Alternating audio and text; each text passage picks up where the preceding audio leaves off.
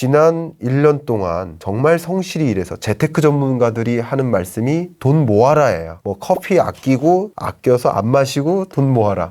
저는 그거 반대합니다. 왜냐하면 커피를 마심에 따라서 우리는 만족도가 올라가고 우리 삶이 행복해져요. 그게 물질 균형 이론이라고 합니다. 어쨌든 소비함에 따라서 부족한 어떤 욕구 불만족을 해소하면서 우리는 행복해지는 거예요. 행복과 왜 바꿉니까? 5,000원하고. 5,000원으로 행복할 수 있으면 소확행 아닙니까? 그리고 그렇게 해서 돈을 모으면 나는 부자 될까요? 절대 돈 모은다고 아껴 쓴다고 부자 되지 않아요. 절대 안 그래요. 그래서 1년 동안 2천만 원 모았어요. 성실히 일해서. 그러면 2천만 원만큼 부자 됐냐 이거죠. 집값은 2억 올랐는데 나는 2천만 원 모았으니 2천만 원만큼 부자 됐습니까? 아니면 1억 8천만 원만큼 가난해졌습니까? 그러니까 우리는 돈 모으는 데 집중하는 것이 아니라 오히려 돈을 어디에 저축할 것인가, 어디에 투자할 것인가. 우린 다 투자하고 있으니까 어떤 형태로 돈을 가지고 있을까, 어떤 형태로 돈을 가지고 있을 때 돈이 돈을 버는 구조가 되는 것인가. 그러니까 이 질문을 꾸준히 하셨으면 좋겠고, 사실 본질적으로 그 질문에 대해서 스스로 답변해보고 해답을 구해보는 그런 내용이라고 생각을 합니다. 그래서 모두 다 읽어보셨으면 좋겠다, 그렇게 말씀드리는 겁니다. 백신 접종하고 나서의 경제 시나리오가 이제 궁금하거든요. 맞습니다. 예. 네, 그때 지난번에는 포스트 코로나를 네. 말씀해 주셨고 이제 맞습니다. 지금은 실제로 이제 맞고 있습니다. 맞습니다. 거대 담론을 시작하겠습니다. 거대 담론적으로 말씀드리면 2020년은 포스트 코로나 시대, 2021년을 역사적으로 뭐라고 규명할까? 포스트 백신 시대, 백신이 보급되기 이후의 시대라고 저는 규명을 하고 싶어요. 이스라엘이 대표적인 예가 이미 등장했죠. 부럽더라고요. 그러면 이 포스트 백신 시대는 왜 규명을 해야 되느냐? 코로나19 충격이 가져다준 엄청난 변화가 포스트 코로나 시대라고 한다면 그 엄청난 변화를 또 한 번 다시 바꿔놓을 그 변화가 백신의 등장으로 인한 것이다. 그래서 IMF 경제전망 보고서에서도, 그리고 중국 경제관보나 여러 주요 기구들이나 국제 어떤 매거진이나 이런 데서 모두 다 한 가지 목소리를 내는데 2021년의 모습을 한마디로 불균형 회복이다. 그러니까 평균적인 회복세는 진전됩니다. 그러니까 영어로는 다이버전트라는 표현을 써요. 그러니까 제각각, 각자 회복된다 이런 뜻이에요. 원래 세계 경제는 같이 회복되고 같이 침체되고 이런 모습인데, 코로나19 팬데믹에 어떻게 대응하느냐에 따라서 그 충격 정도가 얼마나 빨리 완화되느냐가 정해지니까 어쩌면 세계 각국의 백신 보급 사태에 따라서, 보급 상황 여건에 따라서 회복 속도가 달리 나타나는 것이죠. 그래서 대표적으로 주로 이제 선진국 그룹들은 백신 확보 경쟁력이 있기 때문에 백신을 먼저 조기에 확보한 이런 국가들을 중심으로 먼저 코로나19 충격으로부터 극복하고요. 몇몇 국가들은 이미 코로나19 이전 수준으로 돌아왔어요. 중국도 그렇고요. 그렇지만 아직까지도 코로나19의 충격으로부터 전혀 이 백신 구경도 못한 이런 나라들은 그냥 말 그대로 백신 보급이 멀기만 하기 때문에, 그리고 이런 나라들일수록 의료 인프라 시스템이 굉장히 부재해요. 제가 얼마 전에 그 외교부 자문회의에 갔었는데, 그때 이제 외교 정책과 관련해서 의료 전문가들도 오셨었어요. 저는 뭐 경제 전문가나 기술 전문가 여러 사람들이 모였었는데, 외교부 공관이죠. 외교부 공관 갔는데, 와, 정말 우리나라에 이런 곳이 있구나. 갑자기 딱 갔는데 커튼이 쫙 열리는데 이 사면이 다 잔디로 쫙 깔려 있어요. 되게 멋있게. 예. 왜냐하면 외교부 장관께서 해외로부터 주요 어떤 인사들을 초빙해서 그렇죠. 모시는 그런 식사 자리 그런 곳이라서 이제 거기서 회의를 하는데, 의료 전문가가 있는데 우리나라의 선진 의료 시스템을 신흥국들에게 보급해주기 위해서 앞장서시는, 희생하시는, 봉사하시는 고려대 안암병원의 교수님이신데, 그분이 뭐라고 하셨냐면, 저도 의료 전문가가 아니니까 우즈베키스탄이나 이런 나라에 우리나라 진단 키트 같은 것을 공급하는데, 제가 인식한 건 뭐냐면 마치 이런 거예요. 우리나라에 에어컨을 보급했더니 우리나라 그 돼지코 그 모양 220V 그런 걸 꼽을 데가 없는 거예요. 쉽게 말하면. 여러분 의역을 해보자면 그렇다는 얘기예요. 그러니까 우리나라의 선진 진료 시스템을 제공을 해줘도 그걸 활용할 사람이 없고 활용할 만한 전문가도 없고, 이것을 일정 부분 교육을 시켜서 활용할 수 있게 만들어줄 만한 대상도 많지 않다는 거예요. 그만큼 척박하기 그지없다. 의료 시스템이. 그런 상황 속에 있는 이런 신흥국들은 경제 회복이 멀기만 하고 그래서 어떤 나라는 뚜렷한 코로나19 이전 수준으로 돌아가고 어떤 나라들은 그냥 헤어나오지 못하는 모습. 이런 게 불균형 회복. 여러분이 2021년에 글로벌 경제를 보는 뷰로서 그냥 불균형 경제 회복 이렇게 생각하시면 도움이 될 것 같아요. 다이버전스라고 아까 말씀하셨잖아요. 맞습니다. 그럼 우리나라는 거기에서 어느 정도의 위치에 해당됩니까? 우리나라도 그래도 선진국 계열에 해당된다고 보시면 좋을 것 같아요. 물론 백신 보급률에서는 상대적으로 그 주요 선진국들하고 비교하면 좀 떨어지지만 또 대부분의 100여 개 국가는 아직 백신 구용을 아예 못했기 때문에 또 이런 나라들보다는 높고요. 그리고 이런 나라들은 의료 시스템이 너무 부재하기 때문에 코로나19에 대한 대응 여력 자체가 너무 없거든요. 근데 우리나라는 이런 불확실성이라든가 위험도 이런 것은 많이 완화되지 않았습니까? 2020년 2분기가 그게 가장 고점이었던 것이고요. 지금은 많이 완화됐고 소위 경제는 심리다 이런 표현을 쓰잖아요. 근데 그 심리 수준을 보여주는 소비자 신뢰 지수, 소비자 태도 지수죠. 그 CSI 그리고 BSI, 기업 경기 실사 지수 이런 기업의 투자 심리나 가계의 소비 심리 이런 것들이 이미 코로나19 이전 수준으로 왔어요. 2019년 수준으로 왔단 말이죠. 그렇게 불확실성이 많이 완화됐고 여러분들 코로나19 확진자 뭐 몇백 명 계속 되지만 옛날처럼 막 대구 사태 있을 때처럼 어떡하지? 나 못 나가는 거 아니야? 이렇게 긴장하지 않으시잖아요. 그렇죠. 정상적으로 경영 활동하시고 정상적으로 5개월 활동 다 하시잖아요. 다만 안전수칙을 지켜가면서 하시는 거죠. 그렇기 때문에 이미 우리의 그 심리, 태도 이런 영역에서도 제자리로 돌아온 것이다. 그러니까 금값이 떨어질 수밖에 없는 것이다 라고 얘기한 거지. 그 심리적으로 나타나는 거네요. 왜 금이라는 것은 안전자산이고 불안전한 어떤 불확실성이 높을 때 위험도가 높게 인식될 때 우리 지표로는 빅스 지수가 가장 고점을 이룰 때 이럴 때 이제 안전자산을 선호하다 보니까 대표적인 안전자산인 금을 선호하게 되는 것이고 경제가 정상화되다 보니까 당연히 원자재 수요가 늘어나는 것이죠. 그래서 제가 여러 차례 여러 채널에서 말씀드렸는데 구리 같은 이런 금속, 비금속, 팔라듐이라든가 이런 원자재를 제가 많이 강조해오고 있었어요. 근래에 들어서. 그래서 이제 구리를 우리 경제학계에서는 구리라고 안 불러요. 뭐라고 불러요? 구리 박사님이라고 불러요. 실제로 닥터 커펄스. 왜 그러냐면 경제가 회복되는 것을 먼저 보여주는 선행 지표라서 그래요. 왜냐면 경제가 회복될 것 같다. 그러면 특히 요즘같이 인프라 투자 집중되잖아요. 그럼 인프라 중에 가장 인프라 중에 인프라가 뭘까요? 전기예요. 수도 인프라가 아니라 통신 인프라가 아니라 에너지 인프라가 아니라 일단 전기죠. 전기예요. 전기. 근데 전기 에너지가 공급되려면 당연히 케이블이 깔리죠. LS 전선 생각하시면 되겠죠. 케이블이 깔리듯이 이 케이블을 구성하는 주요한 원자재가 구리 아닙니까? 특히나 지금과 같은 인프라 산업들은 친환경 산업, 또 태양광 더하기 ESS, 전기 충전 인프라, 전기 충전 또 배터리 뭐 이런 여러 가지 관점에 또 집중된 채 또 인프라 투자가 융성이 되고 있으니 당연히 구리 가격이 더 오를 수밖에 없죠. 그래서 제가 그 경제전망서에다가 그렇게 강조했었던 거죠. 원자재 투자하라. 왜냐면 경제가 제자리로 돌아오는 과정에서 원자재 가격이 상승할 것이다 라는 것이죠. 그럼 먼저 좀 지금 반영이 되어 있겠네요. 반영되어 있죠. 그럼 지금은 조금 이 부분이 중요한데요. 실제로 한 달 전에, 한 달이나 두 달 전에 JP몰건에서 원자재 슈퍼사이클이다 이런 이야기가 집중된 적이 있었어요. 그래서 그런 얘기가 집중되자 제가 이거는 잘못 보는 것 같은데 원자재 슈퍼사이클이 아닌데 JP모건이 잘못 봤다? 잘못 봤다라고 제가 비판하는 칼럼을 냈어요.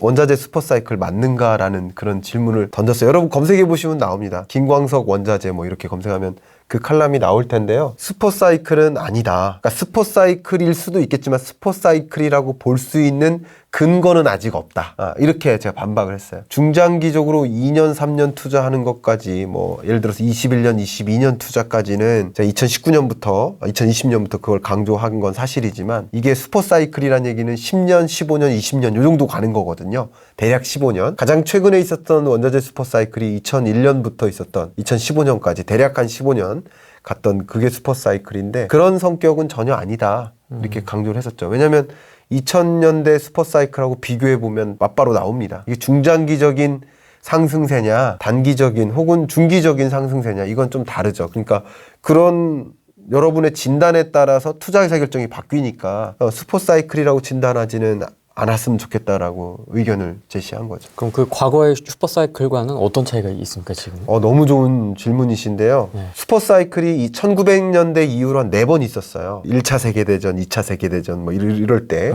있고 나서 이제 전쟁 후에 베이비붐 세대가 확 늘듯이 출생자가 늘듯이 인프라 산업도 막 부상하고 그래요.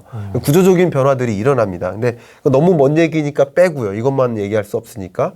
가장 근래에 있었던 슈퍼사이클이 2001년부터 약 15년까지 있었던 거예요. 그게 2001년에 무슨 일이 있었어요? 중국의 WTO 가입. 중국이 세계 교역국으로서 거듭납니다. 그래서 그 이후로 중국이 계속 1위를 찍죠. 2010년 1위, 2020년 1위 계속 1위를 놓치지 않아요. 중국의 엄청난 성장이 두 자릿수 성장하죠. 중국이 성장하면서 국영 기업들을 다 민영화합니다. 그래서 세계 해외 직접 자본이 들어오죠. 그래서 세계의 공장으로 부상하죠. 그러면서 중국이요, 마치 블랙홀처럼 세계 에너지의 약 20%를 수요했어요. 그리고 뭐 철이나 비철금속 이런 원자재 수요가 한 40%가 넘게 알루미늄 이런 원자재 수요가 다 중국으로부터 발생했어요. 그만큼 이런 원자재 수요가 크게 늘어난 거고요. 특히 중국의 성장과 함께 맞물린 게 바로 브릭스, 브라질, 러시아, 인도. 펀드 생각나네요. 그렇죠. 이 브릭스 펀드 하는 것처럼 이런 나라들이 정말 10%에 가깝게 고도의 성장을 했거든요. 맞습니다. 이때 무슨 일이 있었냐면 도시화가 진전돼요. 도시화가 진전되면 당연히 일자리가 생기잖아요. 그래서 못 먹던 취약계층들이 일자리를 갖게 되고 안정적으로 먹기 시작해요. 식료품 원자재 수요가 늘어나죠. 그럼 도시화가 진전되면 당연히 앞에 말씀드린 것처럼 전선 깔려야겠죠. 고속도로 놓여야겠죠. 다양한 원자재 수요가 있는 거예요. 그런 과정에서 도시화가 진전되고 중산층이 늘어나고 이런 신흥국들을 중심으로 그러면서 커피나 코코아 이런 기호식품 수요도 늘어나요. 그러면서 이런 다양한 원자재 수요가 늘어나는 거예요. 이게 중장기적인 일이잖아요. 근데 2020년 코로나19 충격 이후에 2021년, 2022년까지 이어질 원자재 사이클은 이런 구조적인 요인이 아니다. 2020년에 있었던 충격으로부터 기저효과에 따른 반등이 가장 크고요. 경기 회복세도 2021년, 22년 정도 상대적으로 중기적인 그런 변화인 거지 이게 중장기적으로 고도의 성장을 가져가거나 어떤 중국 이후에 어떤 또 다른 플레이어가 등장하거나 그런 모습이 아니라는 거죠. 그 밖에 뭐 JP모건에서 6가지를 얘기했는데 6가지 다 제가 반박했었어요. 하나가 통화정책인데 통화정책 때문에 유동성이 공급되면서 원자재 가격이 올라간다. 이거 단기적인 이슈 아닙니까? 반대로는 유동성 공급이 이제 제약될 거다. 테이퍼 펜트럼. 이제 다시 투자됐던 공급됐던 유동성이 이제 회수되는 과정에 있지 않겠느냐. 언제쯤 기준금리 인상할까 이런 걸 논의하는 시점이잖아요. 그리고 재정정책도 마찬가지예요. 경기 부양을 위해서 세계 각국이 인프라 정책 투자하면서 재정을 쏟아붓고 있는 거 맞아요. 그것으로 인해서 반등하는 것도 맞아요. 그러면 이게 15년 동안 장기적으로 지속될 겁니까? 아니라는 거죠. 그렇죠. 재정정책은 오히려 22년 정도가 되면 코로나19 충격으로부터 완전히 회귀점이라고 표현하는데 다시 돌아오는 지점인데 그런 지점에서는 이제 더 이상 재정을 더 적극적으로 투입할 수가 없어요. 그때부터는 재정 건전성을 강화하는 데 초점을 둬야 돼요. 왜냐하면 지금 얘기 많이 나오잖아요. 재정 건전성 악화다, 정부 부채 문제 심각하다 이런 얘기 나오잖아요. 네. GDP 대비 정부 부채가 얼만큼이야 이런 얘기 나오잖아요. 그러리만큼 2022년 정도부터는 코로나19 이전 수준으로 경제가 정상화되는 과정에서는 더 이상 추경 없겠고요. 물론 다른 이변이 없는 한 그런 과정에서는 재정 건전성을 강화해 나가는 데 집중할 텐데 적극적인 경기 부양 재정 정책 이게 어떻게 원자재 가격의 장기 사이클이라고 볼 수 있습니다.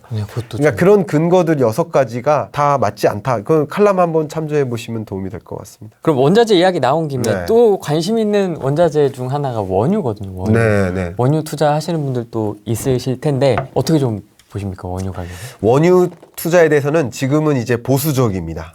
네, 답변을 드리겠습니다. 제가 2020년 9월, 10월쯤에는 2021년에 원유 선물 ETF 같은 거 투자하시면 좋겠다라고 말씀드린 거 맞고요. 이 자리를 빌어서 정확히 말씀드리면 2분기까지 상승세가 이어지고요. 국제 유가의 상승세입니다. 그리고 2분기 이후는 하향 안정화됩니다. 그렇다고 급락은 아니고요. 국제 유가가 뭐 60달러를 초과하는 이런 2분기까지의 흐름은 유지되다가 아주 소폭 하향 안정화되는 국제 유가의 흐름이 이어질 것이다.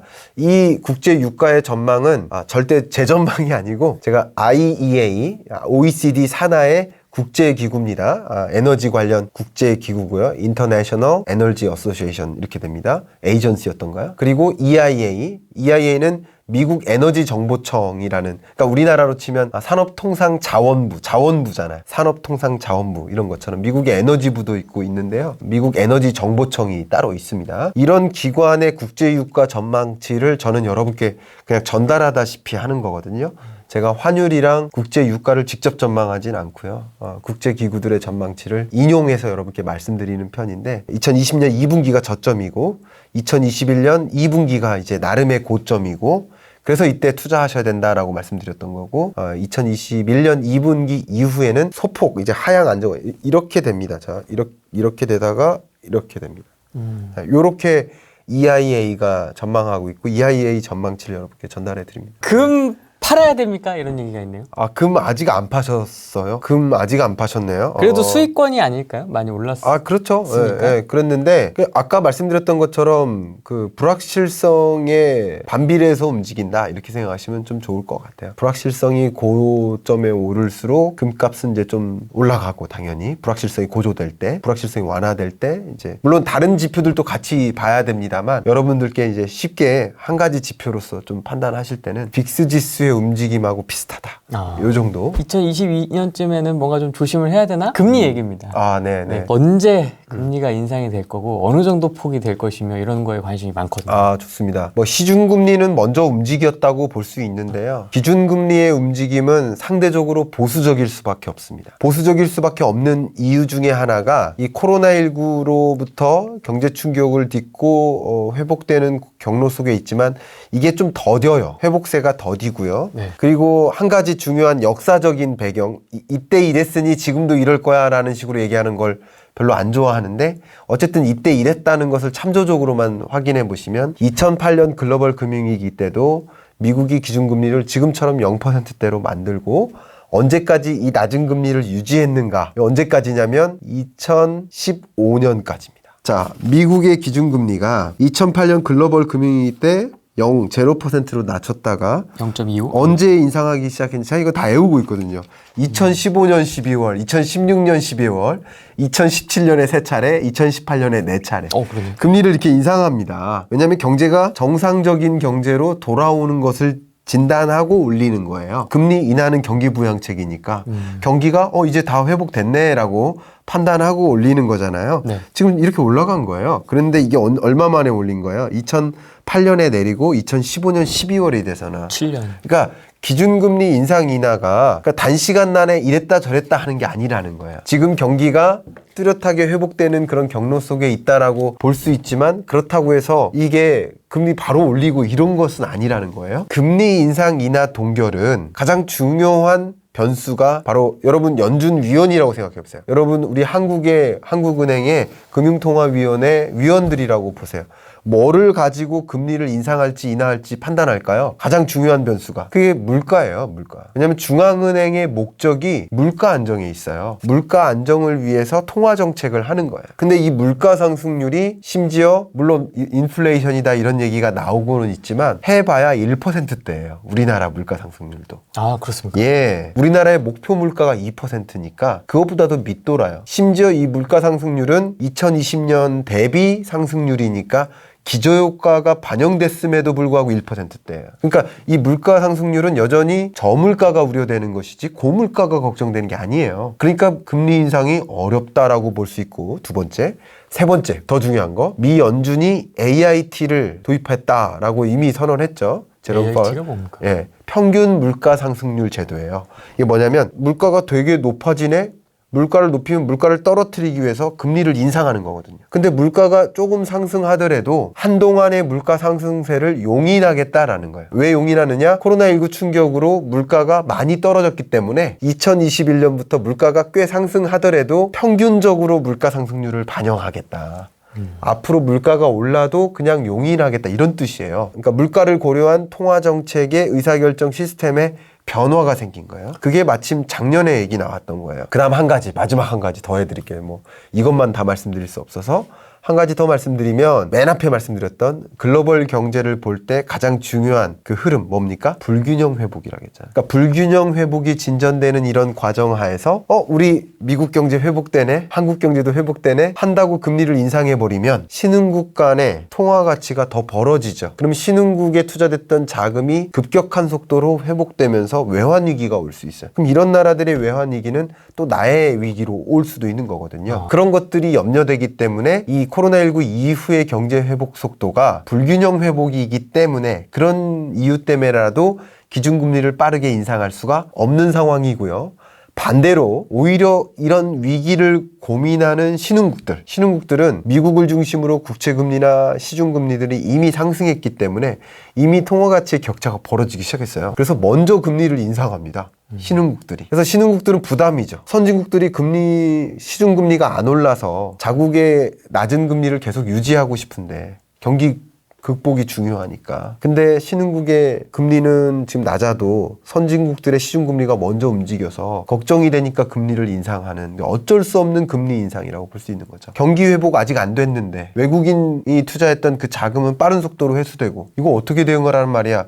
정말 진퇴양난에 빠집니다. 그렇기 때문에 그런 걸 고려해서라도 금리 인상이 어렵고 그리고 테이퍼링조차도 올해 내에는 좀 어려워 보이기도 합니다만 어쨌든 자산 매입 규모를 축소해 나가긴 할 텐데 그게 계속 포워드 가이던스를 던지는 거예요. 그리고 자산 매입 규모를 조금씩 줄여나가는 것이지 한동안 지금까지 진전됐던 유동성 공급을 갑자기 없애버리거나 긴축적으로 한다는 게 아니에요. 쉽게 말해서 100원만큼씩 자산 매입을 하다가 90원, 80원, 70원 조금씩 점차 줄여나간다라는 것이지 그게 갑자기 100원씩 자산 매입하다가 갑자기 0으로 한다든가 아니면 자산을 매입하는 게 아니라 자산을 매도하는 그런 게 아니라 완화적인 스탠스를 조금씩 완충해 나가는 흐름. 이게 2021년 하반기 정도 시작될 수도 있고 좀 늦어지면 2022년이 될 것이다 이렇게 보고 있습니다. 어쨌든 유동성이 여전히 공급되고 있는 거예요.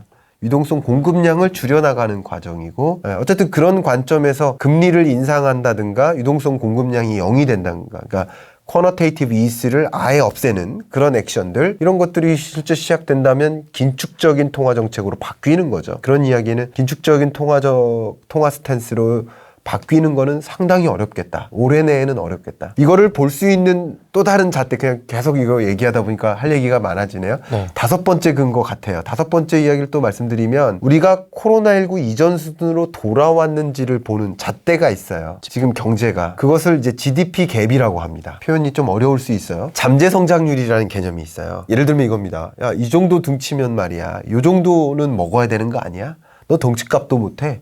그게 약간 잠재 성장률의 개념이에요. 그 나라의 경제 규모, 산업 구조, 인구 구조 이런 것들을 고려하면 예를 들어서 2.5% 성장하는 게 맞아. 그러니까 우리나라 잠재 성장률이 2.5%예요. 그런데 그때 이 덩치 큰 사람의 여건에 따라서 다를 수 있죠. 어제 쫄쫄 굶다가 왔으면 더 먹을 수도 있는 거고 지금 막 밥 2공기 먹고 왔는데 어떻게 더 먹으란 말이야. 이렇게 여건에 따라 다르단 말이죠. 역시 코로나19 충격으로 마이너스 1%를 경험했거든요. 우리나라는. 이게 실질 성장률이에요. 그럼 2.5%와 마이너스 1.0%라는 이 경제 성장률, 잠재 성장률과 실질 경제 성장률 간의 차이값이 마이너스 3.5%죠. 이게 GDP 갭이에요. 근데 이 GDP 갭이 0으로 돌아올 때 코로나19 이전 수준으로 돌아가는 거 아니겠습니까? 근데 IMF 전망에도 코로나19 이전 수준으로 돌아오는 GDP 갭이 0이 되는 이 수준이 되려면 2022년에서 3년 정도 걸린다라고 보고 있습니다. 그러니까 적어도 그 정도는 돼야 이제 금리 인상해도 되겠네 라는 판단이 설 수 있다는 것이죠. 금리 인상이 단기간 안에는 어려운 것이다. 이렇게 말씀드리겠습니다. 저금리 기조는 언제까지 갈까요? 너무 좋은 질문 주셔서 여기까지만 답변 드린다면 네. 설마 우리나라가 뭐 제가 다 맞는 게 아니고 그때그때 여건이 다 달라지니까 설마 우리나라가 2021년 내에 금리를 인상하거나 22년에 인상을 실제로 액션을 취하더라도 그래도 여전히 저금리인 건 맞습니다. 지금 이 기준금리가 역사상 가장 낮은 수준이기 때문에 금리를 어느 정도 올린다 하더라도 여전히 저금리 기조라는 것은 맞다고 볼 수 있겠습니다. 네, 역사적으로 보면 물론 20년 2분기와 비교하면 다 고금리라고도 볼 수 있겠지만 시중금리 기준으로 봤을 때 그러나 어쨌든 저금리 시대를 살고 있는 건 맞는 얘기죠. 코로나 이전에도 저금리였습니다. 맞습니다. 네, 예, 저금리. 맞아요. 예, 2019년에도 저금리였고 네. 20년에도 저금리였고 다만 이 금리 변화 제가 경제 전망에서 금리 변화를 들여다봐야 된다라는 말씀은 금리 때문에 부동산 가격이 반대로 움직이거든요. 금리와 코스피 지수가 또 역행하면서 움직이거든요. 금리 굉장히 중요한 지표고요. 그러니까 직접적으로 나는 그런 거 아무것도 투자 안 해요 라고 하더라도 금리를 알고 투자하는 사람은 좀 좋은 게 뭐냐면 자, 우리가 대출을 받아요. 그러면 지금 대출 규제도 완화될 가능성이 좀 생겼잖아요. 네. 그럼 여러분이 선택해야 될 게 뭐냐면 대출을 받을 때 변동금리로 할까 고정금리로 할까 그거예요. 근데 고정금리와 변동금리의 차이는 뭐냐면 앞으로 금리가 어떻게 될지 모르잖아요. 그 물음표, 그 불확실성을 누가 감당할까의 이슈입니다. 은행이 지는 것과 은행이 지면 고정금리가 되는 거예요. 내가 변동금리를 선택하겠다. 그러면 내가 감당할래. 그 불확실성을 내가 담당할래. 다만 내가 감당하겠지만 나는 금리 전망을 알아. 금리가 어떻게 될지 알아. 하는 사람한테는 그 불확실성이 크지 않죠. 근데 고정금리보다 변동금리가 대출금리가 더 싸잖아요. 그럼 우리가 안다면 변동금리를 받을 수 있는 거잖아요. 실제로 뭐 있는 그대로 말씀드리면 가장 최근에 제가 집에 투자를 한 게 2018년 7월이고요. 2018년 한 뭐 4월 봄쯤에 부동산 계약을 했을 거 아니에요? 그때 집 살 때 굉장히 많은 금액의 대출을 그때 받았습니다. 여러분 그 금액을 다 말씀드리긴 좀 그렇지만 예, 뭐 VIP네라고 얘기 들을 만큼 큰 금액을 대출을 꽤 받았어요. 영끌. 예, 영끌에서 대출 받았습니다. 그때 제가 변동으로 받았을까요? 고정으로 받았을까요? 변동으로 받았습니다. 그럼 변동금리는 시작금리가 싸죠. 시작금리가 쌀 뿐만 아니라 금리가 계속 떨어짐에 따라서 이자 상환 부담이 더 떨어지잖아요. 맞습니다. 이게 재테크예요. 그러니까 이렇게 금리를 좀 들여다보면서 투자 의사결정하는 것은 그냥 투자 대상을 보는 것뿐만 아니라 내가 저축을 할까, 대출을 받을까 이런 여러 가지 우리 생활상에서 의사결정에도 도움이 되겠다. 그럼 지금 담보대출 받는다 그러면 지금은 고정금리를 저는 권해드리고 싶습니다. 역사상 최저점을 지나고 있으니까. 뭐 내년에도 저금리, 내후년에도 저금리라고 제가 그런 식으로 표현했지만 어쨌든 이 금리의 판단은 2020년 2분기보다 낮아질 수는 없다 이렇게 생각하시면 좋겠습니다. 물론 이 고정금리에 대한 제 스탠스는 정부의 가이드라인이기도 합니다. 왜냐면 우리의 금리 변화에 따른 대응 이거는 가계가 좀 대응 능력이 떨어지잖아요. 그래서 고정금리의 가장 두드러진 특징은 뭐냐면 내가 매월 얼만큼씩 상환해야 되는지 그 규모를 파악할 수 있다는 장점이 있어요. 그렇기 때문에 불확실성이 크게 완화되는 거예요. 가계부채 대책이라는 관점에서. 그래서 내가 다음 달에 얼마 이자 내지, 내년에는 얼마 내지, 10년 후에는 이자 얼마 내지를 이미 알고 있다는 거죠. 고정금리 대출은. 그러니까 그런 관점에서 채무를 변제해 나가는데 계획적이 될 수 있고 그만큼의 계획이 따르니까 계획적인 다른 투자 의사결정도 할 수 있기 때문에 정부의 가이드라인이기도 합니다. 그래서 저도 정부의 가이드라인 그건 아주 옳다라고 생각합니다. 자산을 꾸준히 늘리는 투자. 제가 그런 성향의 투자자이고요. 그런 투자 원칙을 6가지를 제안했죠. 그 6가지 원칙 중에 첫 번째가 바로 포트폴리오를 구성하라인데 첫 번째는 현금 관리 이렇게 써놓으셨네요. 좋습니다. 여러분 저축하지 마세요. 이게 첫 번째. 갑자기. 이게 첫 번째 제 투자 원칙입니다. 저축한다는 얘기는 많은 우리나라 투자자들이 금융자산 비중과 현물자산 비중을 보면 금융자산 비중이 낮아요. 죄다 우리는 부동산 투자하고 있는 거예요. 다른 나라랑 비교해 보면. 근데 이 금융자산 투자 비중 중에서 90% 정도, 89점 몇 %가 예금이에요. 그러니까 우리나라가 주로 아직까지도 투자하고 있는 그 투자 방식이 예금으로 투자하고 계십니다. 근데 제가 누차 말씀드렸던 것처럼 이 시장 금리가 계속 떨어지고 있는데 심지어는 물가 상승률도 낮은데 우리나라 물가 상승률이 1%대예요. 근데 시중 금리는 더 낮아요. 0%대예요. 그러면 물가 상승률보다도 낮은 예금 수익률, 이자 100만 원 나왔어 행복해가 아니라 투자 대상을 다른 데로 옮겼을 때는 더 많은 수익을 갖게 된다. 더 많은 수익이 나올 수 있는 투자 방법을 포기한 대가이기 때문에 기회비용이 발생하는 거예요. 오히려 그것을 감안한다면 내가 돈을 은행에 쌓아두는 방식은 적절한 방법이지 않겠다. 은행 이외에 돈이 말 그대로 일을 할 수 있도록 하는 그런 투자 대상을 찾아 나서야 된다. 이 말씀을 꼭 드리고 싶습니다. 포트폴리오를 좀 구성하셔야 됩니다. 제가 누차 말씀드렸던 것처럼 여러분께 나의 투자 성향을 먼저 판단하시라고 했고요. 투자 성향에 따라서 안전자산의 비중을 좀 더 늘린다든가 아니면 공격적 자산에 대한 투자 비중을 늘려서 투자 성향을 판단해서 포트폴리오를 각각 달리 구축을 하셔야 된다. 똑같이 일원화된 포트폴리오는 제가 추천드리지 않겠습니다. 여러분 이 영상을 보고 계시는 분들이 정말 많으시기 때문에 똑같은 방식을 추천드릴 수가 없는 거죠. 그러면 이제 포트폴리오 어떻게 구성할까? 이렇게 제가 반대로 돌려서 얘기할게요. 국민연금이 투자하는 걸 따라 하셔라. 국민연금 하는 거를 실제 이 책에도 그 얘기를 많이 담았습니다. 국민연금이 기금을 운용하는데 얼마를 운용하는지 아세요 혹시? 조단이 아닙니까? 당연히 조단이죠. 몇백 조? 몇십 조? 네. 807조. 어마어마한 기금을 운용하는데 기금을 그냥 주식 몰빵일까요? 아니겠죠. 아니죠. 그러면 채권 몰빵일까요? 더더욱 아니겠죠. 더더욱 아니겠죠. 부동산? 역시 그거 다 아닙니다. 어디에 몰빵하는? 주식도 우리나라 주식에만 몰빵할까요? 아니에요. 해외 주식에도 오히려 우리나라 주식보다 해외 주식에 대한 의존도가 더 높습니다. 국민연금이 우리나라 주식에 투자하는 게 아니라 주식 투자 비중도 해외 주식에 대한 투자 비중이 높아요. 이렇게 포트폴리오를 다양하게 구축할 필요가 있겠다. 특히 이 포트폴리오 구성상에 공격적인 투자에 해당되는 주식 투자 비중을 여러분 스스로 갖추세요. 예를 들어 20%. 그럼 주식 투자 비중 20%. 그리고 채권 투자 비중 몇 %. 예금도 몇 % 하셔도 좋습니다. 그리고 간접 투자 방식 ETF 같은 거. 그럼 ETF 같은 것은 제가 누차 경제 전망 하면서 어떤 예를 들어 금 ETF라든가 국제 유가 ETF, 구리 ETF 이런 CRB 지수, 원자재 ETF 뭐 이런 것들에 투자할 수가 있겠죠. 이런 여러 가지 포트폴리오를 구성하셔야 되고 그 중에 한 가지가 채권인데 채권을 제가 강조하도록 하겠습니다. 특히 국민연금도 그렇고 로보어드바이저도 그렇고 잃지 않는 투자를 지켜나가기 위해서 채권 투자 비중을 일정 부분 가지고 있어요. 근데 이 채권 여러분 예를 들어서 미국 국채금리, 금리 추이를 보시면 근래 들어 마이너스를 기록한 적이 없어요. 국채는 쉽게 말해서 그 나라에 투자한다라고 생각하시면 좋아요. 근데 미국이라는 나라가 마이너스를 경험할 수는 있어요. 그러나 국채는 오히려 마이너스를 경험하지 않았습니다. 2008년 글로벌 금융위기 때도 2020년 팬데믹 경제 위기 때도 국채금리가 마이너스를 기록하지 않았어요. 그러니까 국채금리에 투자하라, 국채에 투자를 하라. 이런 채권에 투자하는 방식도 포트폴리오로서 여러분 구성하실 필요가 있겠다라는 말씀 드리겠습니다. 이런 식으로 포트폴리오를 다양하게 구성하고 주식도 우리나라 주식 몰빵보다는 해외 주식, 글로벌 투자 이런 것도 반영을 하셨으면 좋겠다라고 추천을 드리고 싶습니다. 그 다음 이제 한 가지가 이제 변동성을 관리하라라는 것이 원칙인데요. 이 변동성이라 한다면 사실 이제 코로나19의 충격과 같은 외재적인 충격도 있지만 이 경기 변동 사이클이 있다라는 것이죠. 그러면 GDP가 증가한다. 그럼 경제 성장률이 상승한다. 그럼 이런 얘기는 다시 말하면 코스피가 증가한다, 상승한다라는 뜻이거든요.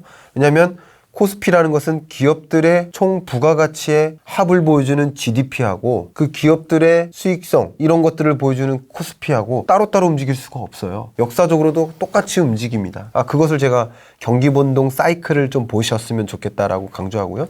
금리의 추이하고 코스피의 추이하고 완전 역행하면서 움직입니다. 그러니까 역시 이런 경기 변동에 민감하게 이 포트폴리오 구성했던 것들을 리밸런싱 해 나갈 필요가 있겠다라는 것을 강조하고 싶고요. 그래서 변동성을 관리하기 위해서 채권에 대한 투자, 포트폴리오로서 구성할 필요가 있겠다라는 말씀을 드리고 이런 것들을 경기 흐름을 판단하면서 그에 걸맞는 투자를 하셨으면 좋겠다 이 말씀을 드리고 싶고요. 그 다음 투자 원칙으로서 제가 제시했던 게 글로벌 시장에 투자하라 이 얘기를 했어요. TV에 나가서 경제 대담을 이렇게 하다 보면 교수님들이 어디 투자해야 됩니까? 이런 질문 딱 받으면 그냥 우량주에 투자하세요 이렇게 이야기합니다. 사실은 좀 성의 없는 표현이에요.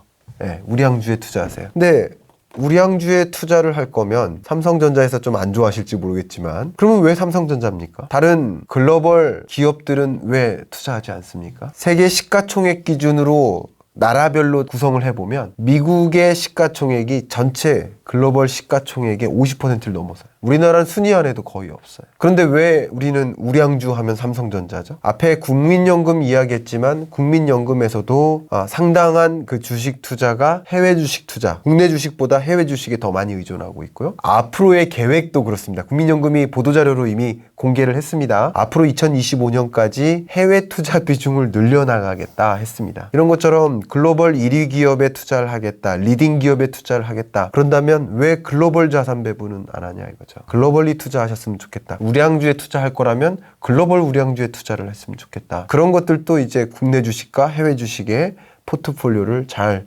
구성했으면 좋겠다 이 말씀을 드리는 겁니다. 마지막 여러분께 제시했던 그 투자 원칙이 리밸런싱이죠. 리밸런싱은 앞에도 계속 말씀드렸듯이 여러분이 투자 성향에 맞게 주식 비중을 몇 %, 또 채권 투자 비중을 몇 % 이런 식으로 구성을 하셨다 그러면 그 다음 그 비중이 계속 바뀔 거 아니에요. 왜냐하면 주식이 돈을 벌고 또 채권이 돈을 벌면 그 비중이 늘어나잖아요. 즉 그 비중이 어쨌든 늘어나는 과정에서 만약에 주식 투자했던 것들이 주가가 상승해서 이게 50%, 20%를 타겟으로 했는데 40%가 됐어요. 그러면 그 주식의 일부를 매도함으로써 수익 실현을 하시고 그 주식 비중을 일정 비중을 유지하는 거, 포트폴리오 비중을 일정 비중으로 유지하는 거, 이런 리밸런싱 방법도 있고요. 시기별로 그렇게 할 수도 있고요. 외재적인 큰 변수가 나타날 때마다 그렇게 하실 수도 있고요. 그런 방법들이 여러 가지가 있습니다. 그런 방법들을 선택하셔서 여러분 성향에 맞게 고르셔서 리밸런싱 하는 그런 것들은 이제 거시경제나 이런 변수들을 좀 보시면서 하시면 아주 좋겠죠. 경제 관점에서 가장 중요한 키워드는 무엇이고요? 네. 또 이런 상황에서 어떻게 하면 좀 부자로 한 걸음 더 다가갈 수 있을까요? 여러분들이 제가 이 말씀 드리면 네. 뭐 또 그 얘기야 이렇게 하실 수도 있는데 제가 정말 강조하고 싶습니다. 우리 한국 경제에 있어서 가장 유념해야 될 그 단어는 반도체 아니고요. 2차 전지 아니고요. 네. 자동차 배터리 아니고요. 네. 인공지능 아니고요. 고령화입니다. 많은 분들이 좀 착각하시는데 우리나라가 초고령 사회다. 맞습니까? 맞지 않습니까? 고령화 사회가 맞습니까? 초고령 사회가 맞습니까? 우리나라는 고령화 사회도 아니고 네. 초고령 사회도 아닙니다. 그 중간에 있는 고령 사회예요. 고령사. 제가 말장난하는 것이 아니고 영어로는 이제 에이징 소사이어티, 늙어가고 있는 사회, 고령화 사회. 고령 사회는 에이지드 소사이어티, 이미 늙은 사회. 에이지드. 예, 예. 그리고 초고령 사회 이렇게 되는데 이게 구분 기준이 뭐냐면 전체 인구에서 고령자가 차지하는 비중으로, 고령자의 정의는 만 65세 이상, 만 65세 이상 인구가 몇 %, 7%를 상회했다. 그럼 고령화 사회. 이게 14% 2배죠.를 초과하면 고령 사회. 그러니까 우리나라는 고령 사회에 2018년에 이미 진입했어요. 그리고 초고령 사회는 지금으로서는 대략 2027, 8년 아니면 2030년 이 정도에 진입할 것으로 전망되고 있습니다. 2028년 정도. 근데 우리나라 아직 초고령 사회 아니라는 거예요. 제가 근데 왜 이 말씀을 드리냐면요. 우리나라가 세계에서 고령화 속도가 가장 빨라요. 또 한 가지, 우리나라는 노인 빈곤율이 가장 높아요. 아, 그래요? 네. OECD 회원국 중에서. 이게 무슨 말이냐면 노인 빈곤율 말고 만 65세 이하 인구의 빈곤율은 OECD 회원국 평균보다 낮아요.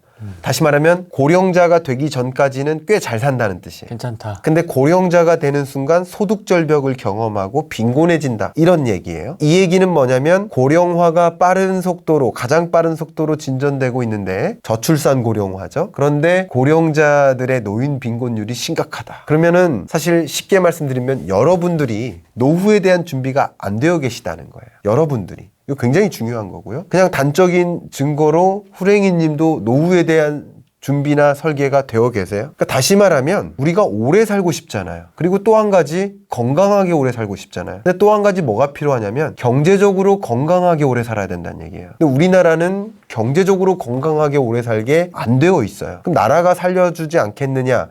다른 나라들은 나라가 살려주니까 노인 빈곤율이 낮은 건데 우리나라는 나라가 살려주지도 못해요. 제가 숫자를 까먹었는데 여기에 써놨거든요. 최소 노후 생활비가 부부 기준으로 194만 원이에요. 그리고 적정 노후 생활비는 그거보다 높죠. 267만 원이에요. 그 정도도 부족할 것 같은데. 네. 이게 적정 노후 생활비라고 제가 판단한 게 아니라 국민연금공단에서 발표를 합니다. 매년.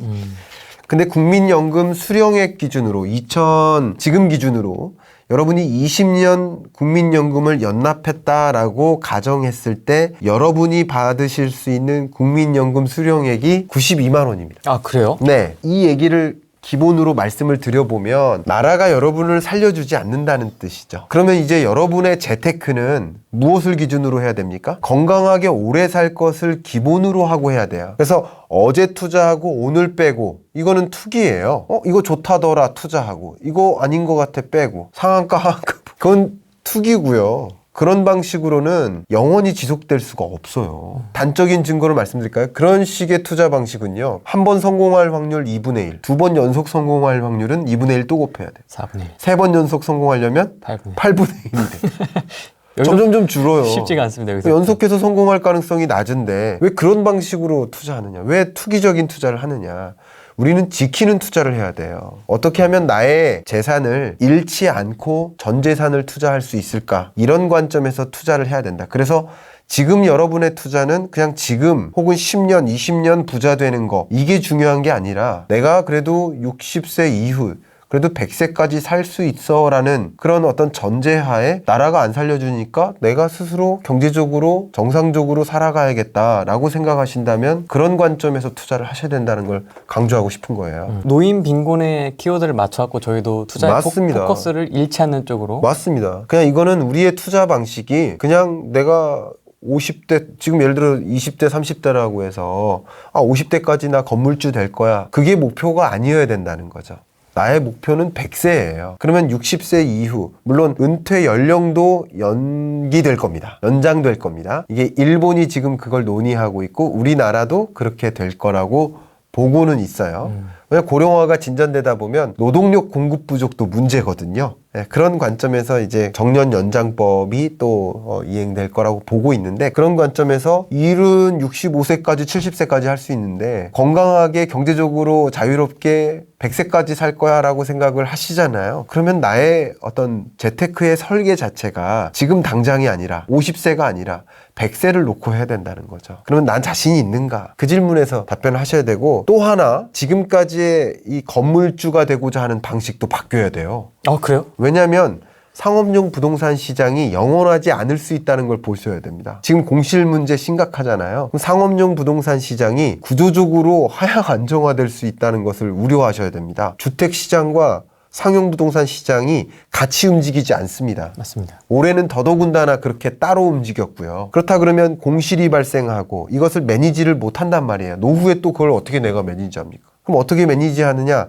일본의 경우에는 그냥 그런 상업용 부동산 시장을 관리하는 회사가 있어요. 그래서 상업용 부동산 시장의 소유주는 그 회사예요. 그리고 그 주식을 사는 방식이에요. 개개인은. 그런 방식으로 우리 재테크도 바뀌어야 된다라는 이제 국가 전략 관점에서의 대응책도 지금 모색하고 있는 중인데요. 그런 이야기를 제가 MBC에 했거든요. 그런 것처럼 지금까지의 투자 방식하고 또 바뀌어져야 됩니다. 그냥 부동산 모두. 그럼 부동산 가격이 떨어지면 어떡할까요? 그러니까 그 부동산은 주거용이 아니라 지금 상업용 부동산 시장을 지금 잠깐 말씀드리는 건데 그런 방식에도 한계가 있을 수 있으니 월세 따박따박 나오고 얼마나 좋아 이렇게 말씀하시지만 월세 따박따박 나오는 상가가 많지 않아요. 여러분 많지 않습니다. 네, 그러니까 제가 말씀드리는 거죠. 코인 투자 하시는 분들도 많이 있거든요. 네. 코인에 대해서는 좀 어떻게 보십니까? 이거는 추천 여부를 말씀드리기가 굉장히 어려운 대목인 것 같아요. 저는 개인적으로 이제 비트코인에 투자했던 게 2015년이었어요. 2015년에 실제 찾아보시면 나올 텐데 한국경제신문사에서 주관한 모바일 프론티어 컨퍼런스가 있었고 여기서 제가 블록체인을 주제로 발제를 했었던 기억이 있어요. 예전에. 근데 앞으로 제가 오늘도 이제 화폐경제라는 주제로 EBS에서 김광석의 20분 경제학에서 그 주제를 강의를 하고 왔는데 말씀을 잠깐 드려보면 물물교환에서 소위 그 패러다임을 한번 보세요. 물물교환 시대에서 이제 조개나 깃털이나 이런 걸로 교환하던 이게 화폐로 등장했다가 그러다가 이제 금화와 은화 같은 게 등장하고 지폐, 동전이 등장했죠. 근데 지금은 이런 소위 이런 화폐를 이용합니까? 아니면 카드라는 화폐를 이용합니까? 카드죠. 현금도 화폐고 카드도 화폐라고 볼 수 있어요. 근데 지금의 주된 화폐는 카드예요. 근데 카드에서 점차 또 전환되어 가고 있는데 그게 디지털 화폐다 이렇게 보시면 좋을 것 같아요. 근데 디지털 화폐 비트코인 같은 경우는 발행 주체가 누구인지 모르는 그런 것들을 탈중앙화라고 하죠. Decentralization. 그런 컨셉에서 나온 게 비트코인 대표적인 예인 거고요. 그리고 민간 기업이 발행하는 발행 주체인 디지털 커런시가 대표적으로 스테이블 코인이라고 볼 수 있어요. 근데 이건 좀 안정적이죠. 근데 비트코인은 불안정적이에요. 왜냐면 스테이블 코인 같은 경우는 민간 기업들이 기존의 통화하고 연동을 시켰기 때문에 안정적이에요. 등락이 그렇게 심하지 않아요.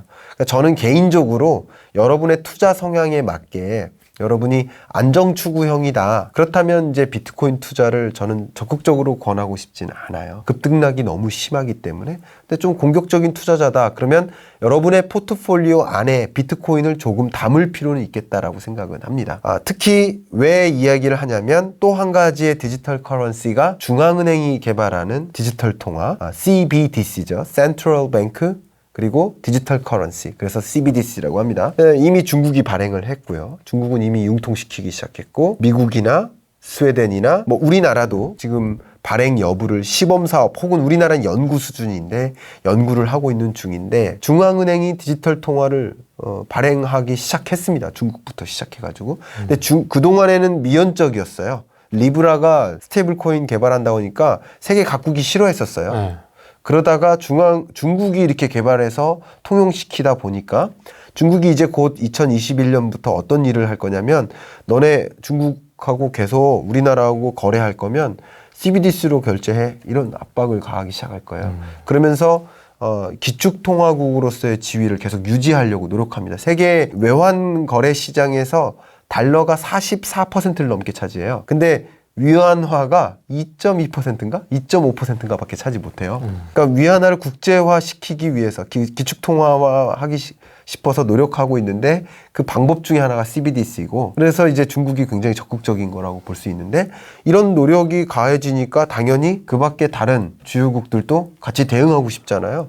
그래서 CBDC 개발이 더 빨라진 상황입니다. 이런 식으로 지급결제나 이 화폐의 개념 자체가 한 단계 더 크게 달라질 텐데 이 달라지는 과정에서 민간 영역에서는 비트코인, 뭐 그 밖에 다른 디지털 통화, 그리고 CBDC 이런 것들이 더 범용화될 것으로는 보고 있습니다. 그런데 여기서 한 가지 여러분 투자 관점에서 유념하셔야 될 것은 어떤 디지털 통화가 범용화된 그런 통화로서 부상할 것인가. 거래 수단 말고요. 투자 수단 말고요. 그런 관점에서 좀 생각을 하시면서 어떤 블록체인 기술이 그 블록체인 기술이 주로 활용하는 어떤 디지털 통화가 주요한 어떤 메이저한 스트림으로 갈 것인가. 예를 들면 조금 다른 얘기일 수 있겠지만 각 지역마다 지역 화폐들을 개발해 나갈 거예요. 그러면 서울시의 디지털 화폐도 있지만 경기도 디지털 화폐 그런 것을 이용해서 또 재난지원금 주고 뭐 한다고 했지 않습니까? 기본소득. 네. 그러면 우리 한 번도 안 들어봤던 제가 어제 경남 창원에 딸려있는 저도라는 지역을 갔었는데 그러면 저도 디지털 통화도 개발될 수 있는 거예요. 저도 도위원장이라고 해야 될까요? 어떤 그런 분이 그 부분에 관심이 많이 있으시다면 창원시장님이나 경기도지사께서 그런 게 관심이 있으시다면 그런 식으로 지역 화폐도 있고 각 캠퍼스 디지털 통화도 이미 개발되었습니다. 그러니까 이런 것들을 보면 어떤 디지털 통화가 이제 전체적인 이 통화 이 화폐의 개념은 모두가 공통적으로 인정해야 되거든요. 범용화가 굉장히 중요한 건데 누가 범용화해 나갈까라는 관점에서 디지털 통화에 대한 투자 관심 가질 필요가 있지 않을까. 그래서 디지털 통화에 몰빵하는 방식의 투자보다는 전체 여러분 갖고 계시는 포트폴리오 상에 좀 공격적인 투자자라면 좀 비중을 좀 많이 두시고 안정 추구형이라면 비중을 좀 아주 낮게 가져가셔서 뭐 디지털 통화에 대한 투자 저는 필요하다 이렇게 생각은 합니다. 그 거래소에 이렇게 등록이 되어 있는 코인의 종류가 굉장히 많지 않습니까? 네, 굉장히 많습니다. 그래서 뭐 좀 공격적으로 담고 싶어도 조금 일부 포트, 정말 일부 포트라도 담고 싶어도 뭐가 뭔지를 몰라서 네. 이 뭐가 진짜 뭐 마이너스 95%가 폭락한 것도 있다고 하더라고요. 네, 맞습니다. 옥석을 가리기가 상당히 어려운데 여기에 대해서 좀 조언을 해주신다면. 그러니까 옥석을 가린다라는 관점에서 이 디지털 통화는 일단 여러분은 블록체인 기술에 활용되는 통화다 이렇게 생각을 하시면 좋을 것 같아요. 근데 블록체인 기술을 어떤 기업들이 이 블록체인 기술을 리드해 나갈까를 보시면 그 블록체인에 활용되는 어떤 통화가 또 유망할까를 또 보실 수 있거든요. 그런 식의 접근이 좀 적당하지 않을까 저는 생각을 합니다. 여러분이 투자 의사결정이라는 관점에서는 가장 먼저 생각하셔야 될 게 나의 투자 성향 진단입니다. 내가 어떤 투자자인지 먼저 알아야 돼요. 사실 내가 나를 모르는 경우가 더 많아요. 남들이 하라는 대로 투자하는 경향도 굉장히 많아요. 근데 남과 내가 다른데 남이 하라는 방향대로 그대로 쫓으면 안 되겠죠. 좀 공격적인 투자자도 있고 나는 안정추구형인데 왜 그 사람 따라서 투자하냐 이거죠. 나의 투자 성향을 진단하는 것도 필요하겠다. 네, 그 말씀 드리겠습니다. 여러분이 다 이제 투자자입니다. 나 주식 투자 안 하는데요, 부동산 투자 안 하는데요 라고 말씀하시지만 그래도 어떤 형태로의 방식으로든 돈을 가지고 계시고 대출을 받아서 의존하시더라도 여전히 우리는 투자자입니다. 어떤 방식으로든 투자를 하고 있는데 혹시 나는 투자를 하고 있는 것인가 아니면 투기를 하고 있는 것인가 스스로에게 좀 질문을 해보고 답변해 보시는 그런 시간이 먼저 되셨으면 좋겠고요. 혹시 내가 이런 잃지 않는 투자, 먼 미래를 보는 장기 투자 이런 방식이 아닌 카더라 투자 누가 뭐라고 추천하니까 사고 어제 사고 오늘 빼고 하는 가지야. 네, 이런 방식의 투자는 투자가 아니라 투기라는 것이죠. 투기와 투자는 구분되어야 됩니다. 그래서 우리는 투기를 하고 있는 것인가 아니면 투기도 아닌 저축만 하고 있는 것인가 이 둘 다 아니고 우리는 투자를 해야 된다. 먼 미래를 보고 투자를 해야 되겠다. 그런 관점에서 여러분 인사이트 얻으셨기를 바라겠고 여러분 건전한 그런 투자자로서 거듭나실 수 있도록 조금이나마 보탬이 되기를 바라는 마음입니다. 다음에 또 뵙도록 좋습니다. 하겠습니다. 너무 오늘 여기까지 하겠습니다. 네. 고맙습니다.